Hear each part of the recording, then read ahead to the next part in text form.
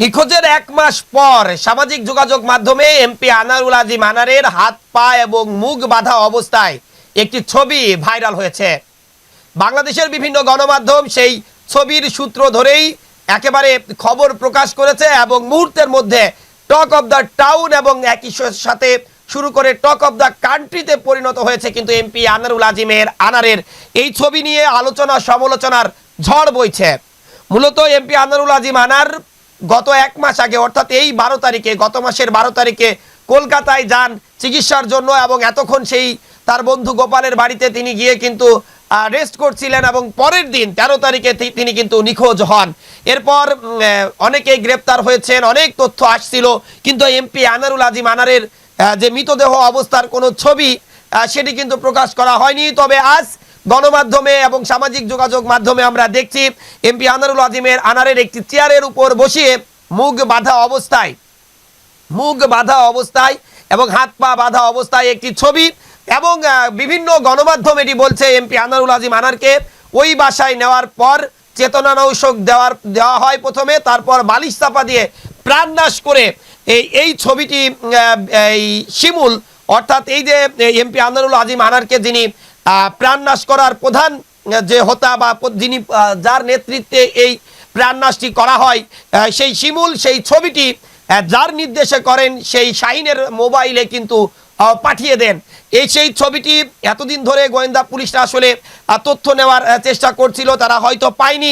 আজ যে কোনোভাবে এই ছবিটি গণমাধ্যমের হাতে আসার পরই সামাজিক যোগাযোগ মাধ্যম এবং গণমাধ্যমে ছবিটি ছড়িয়ে পড়েছে এবং মানুষ একটি কথা বারবার বলছে, একজন সংসদ সদস্যকে এত নৃশংসভাবে, এত কষ্ট দিয়ে, এত নিদারুণভাবে কিভাবে আসলে প্রাণনাশ করা হতে পারে সেটি কিন্তু অকল্পনীয়। এবং আরও কয়েকটি ভিডিও আমরা দেখেছি যে এমপি আনারুল আজিম আনারকের মৃতদেহটি যিনি খণ্ড এবং টুকরো টুকরো করে ফেলেন, পৃথিবীর ইতিহাসে কোনো মানুষকে প্রাণনাশের পরে এত খণ্ডিত বিখণ্ডিত কিন্তু আর করা হয়নি।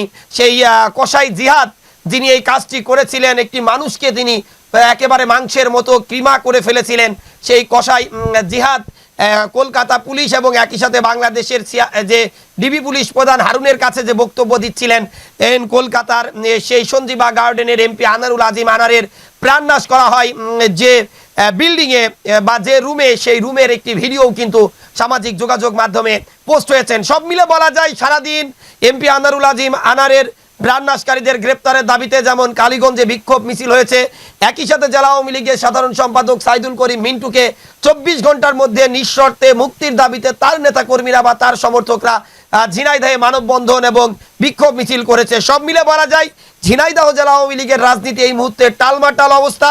কোন দিকে গড়াচ্ছেন, কি হচ্ছে এটি কিন্তু কিছুই বলা যাচ্ছে না। ইতিমধ্যে জেলা আওয়ামী লীগের ত্রাণ ও সমাজ কল্যাণ বিষয়ক সম্পাদক এবং একই সাথে এমপি আনারুল আজিম আনারের প্রাণনাশের 2 মাস্টার মাইন্ড, এক আখতারুজ্জামান শাহিন এবং আরেকজন শিমুল ভুইয়া, তার একান্ত কাছের লোক এই কামাল আহমেদ বাবু ওরফে গ্যাস বাবুকে কিন্তু আটক করে 7 দিনের রিমান্ড চলছেন এবং এই মামলায় তাকে আটকও দেখানো হয়েছে। অর্থাৎ এমপি আনারুল আজিম আনারের প্রাণনাশের মামলায় তাকে আটক দেখানো হয়েছে, খবর তো আমরা আগেই প্রচার করেছি। এরপর গতকাল বিকাল 4টায় ঢাকায় এক কেন্দ্রীয় নেতার বাসার সামনে থেকে ঝিনাইদহ জেলা আওয়ামী লীগের সাধারণ সম্পাদক এবং ঝিনাইদহ পৌরসভার সাবেক মেয়র সাইদুল করিম মিন্টুকে আটক করা হয়েছে। তবে এখন পর্যন্ত কিন্তু ডিবি পুলিশ এই সম্পর্কে কোনো তথ্য জানায়নি, অর্থাৎ তাকে এই মামলায় আটক দেখানো হবে কিনা বা গ্রেপ্তার করা হবে কিনা বা আদালতে তোলা হবে কিনা সেটি জানায়নি। আবার প্রায় 24 ঘন্টা পার হয়ে গেছে কিন্তু তাকে এখনো মুক্তিও দেওয়া হয়নি। আবার সামাজিক যোগাযোগ মাধ্যমে কিন্তু নানাবিধি এর পক্ষে বিপক্ষে কথা হচ্ছে, পোস্ট হচ্ছে। তবে সব মিলে বলা যায় যে এমপি আনারুল আজিম আনারের এই মুহূর্তে সর্বশেষ যে খবরটি সেটি কিন্তু যে ছবিটি প্রকাশ হয়েছে এই ছবি নিয়েই কিন্তু যত আলোচনা সমালোচনা চলছে। অর্থাৎ একজন সংসদ সদস্য তাকে যেভাবে হাত পা মুখ বেঁধে তাকে প্রাণনাশ করার পর ছবি তোলা হয়েছে এবং সেই ছবি তোলার সময় তার শরীরে কোনো পোশাক কিন্তু আমরা লক্ষ্য করছি না। সব মিলে বলা যায় এমপি আনারুল আজিম আনার একজন জনপ্রিয় রাজনৈতিক ব্যক্তিত্ব ছিলেন। এই কালীগঞ্জ থেকে তিনি কিন্তু পরপর 3 বার বাংলাদেশ আওয়ামী লীগের মনোনয়নে এমপি হয়েছিলেন। 2009 সাল থেকে 2014 সাল পর্যন্ত তিনি উপজেলা চেয়ারম্যানের দায়িত্ব পালন করেছেন। তার বিপুল সংখ্যক নেতাকর্মী রয়েছে, তার ভক্ত অনুসারীরা রয়েছে। তার মৃত্যুর খবরের পর তারা কিন্তু তাদের প্রিয় নেতাকে এক নজর শেষ দেখার জন্য উদ্গ্রীব হয়েছিলেন। যখন জানলেন যে তার মৃতদেহটি খণ্ড বিখণ্ড করা হয়েছে, তারা বলেছিল তাদের সেই অংশটুকুই তাদের দেওয়া হোক, তারা জানাজা করে একটি কবর দিতে চান এবং তাদের নেতাকে তারা সারা জীবন স্মৃতিচিহ্ন হিসাবে রাখতে চান। তবে সব কথার বাইরে সব কথা ছাপিয়ে এই মুহূর্তে কিন্তু কয়েকটি নাম উঠে আসছে। ডরিন বলেছেন যে তার বাবার প্রাণনাশকারীদের একটি গ্রুপকে আসলে ছাড়ানোর জন্য তদবির চলছে, যদিও স্বরাষ্ট্রমন্ত্রী বলেছেন কোনো তদবির বা কোনো চাপ এই মুহূর্তে তারা অনুভব করছে না। এমপি আনারুল আজিম আনারের প্রাণনাশের সাথে যারাই জড়িত তাদের গ্রেপ্তার করা হবে। স্বরাষ্ট্রমন্ত্রী আরও বলেছেন এই ঘটনায় ঝিনাইদহ জেলা আওয়ামী লীগের আরও কয়েকজন নেতা হয়তো গ্রেপ্তার হলেও হতে পারে। সব মিলে বলা যায় প্রথম দিক থেকে যে কথাগুলো আসছিল স্বর্ণ, মাদক, চোরাচালানি, তার ঊর্ধ্বে কিন্তু এখন মনে হচ্ছে এই ঘটনা রাজনৈতিক বিতর্ক এবং একই সাথে রাজনৈতিক প্রতিদ্বন্দ্বিতা থেকে বা প্রতিহিংসা থেকেও প্রাণনাশ হতে পারে, এমনটি কিন্তু মনে করছে গোয়েন্দা পুলিশ সহ বাংলাদেশের বিভিন্ন গণমাধ্যমে যে অনুসন্ধানীমূলক রিপোর্ট হচ্ছে সেই সকল রিপোর্টাররাও।